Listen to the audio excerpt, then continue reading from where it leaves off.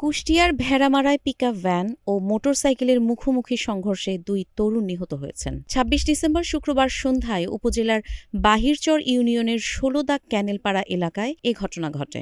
নিহতরা হলেন মিরপুর উপজেলার বীজনগর এলাকার হাবিবুর রহমানের ছেলে সিয়াম শেখ ও আব্দুল কুদ্দুসের ছেলে রশিদ। বিষয়টি নিশ্চিত করেছেন ভেড়ামারা থানার অফিসার ইনচার্জ মোহাম্মদ জাহিদুর রহমান।